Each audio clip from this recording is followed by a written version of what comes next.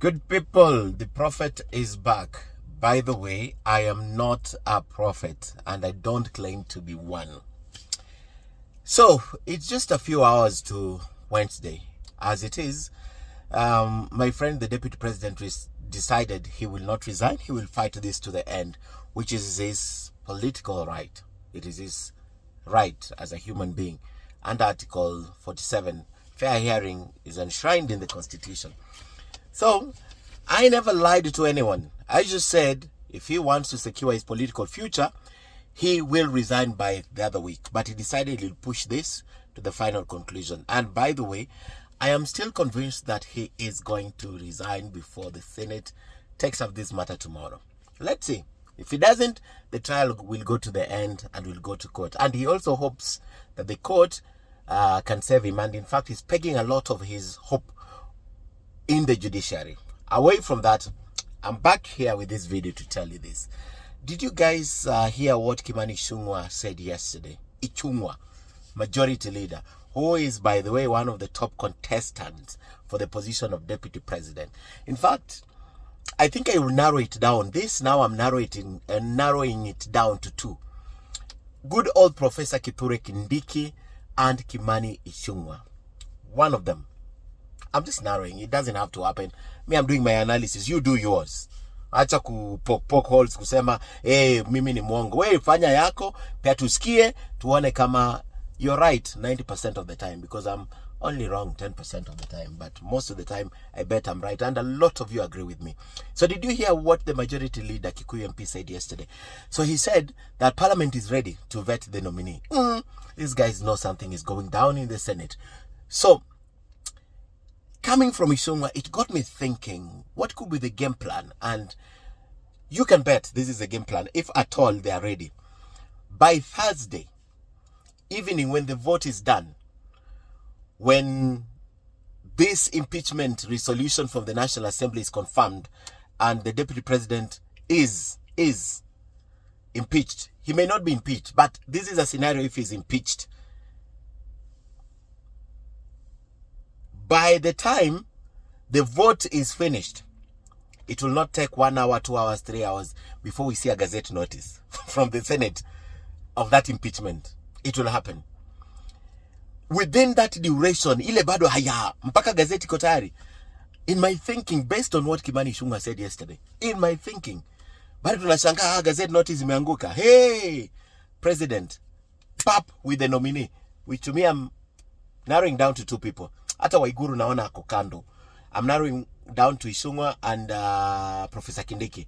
Before even Amazon King settles that your gazette notice, I bet gazette notice ingine president nominating whoever he wants to nominate. Hey, as we are thinking, mpaka president nominate already. This is still Thursday. Wetangula, pap, special sitting on Friday. Parliament is summoned, special sitting on Friday. The whole afternoon, they will do their thing, or half of the morning and the whole afternoon. They will do their approval of this nominee of deputy president. By jioni, before tulale, before nitoke hapa Standard Group, before tulale,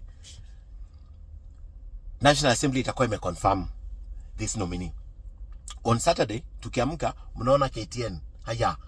KTN is saying, swearing in at State House, Nairobi. Hey, the deputy president is sworn in on Saturday. Before it sinks in, Mashujaa Day, Kwale, Sunday.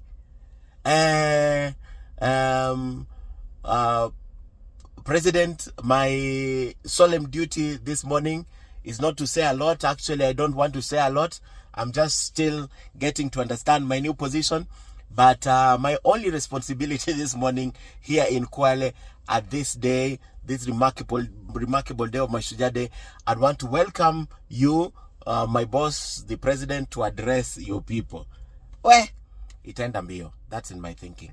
Aside from that, I'm just saying, that's my thinking. Prophet, sijui, mtajua going forward.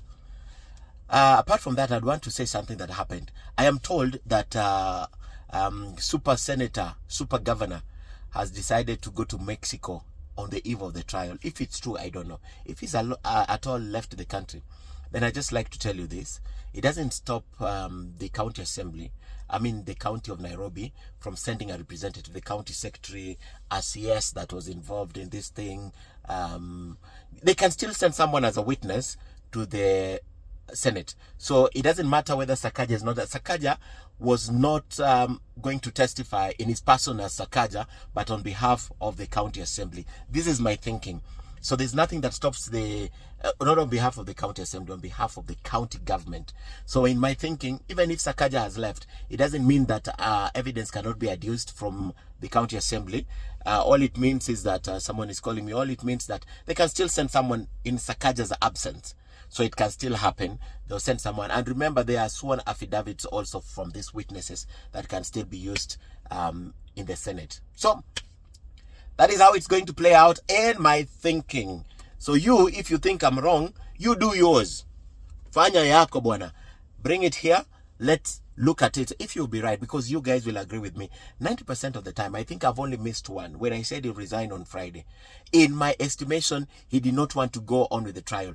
The Friday was because the trial was to begin on Tuesday. And then I said the weekend, Sunday, because I was anticipating if he wants to save his political career, then he'll have to resign before going through. But he stood up on Monday and said he's going through with it. It says right, and I support my deputy president to do whatever it takes. He chose it. All right. Let's see how it plays out, and come back and tell me what you think.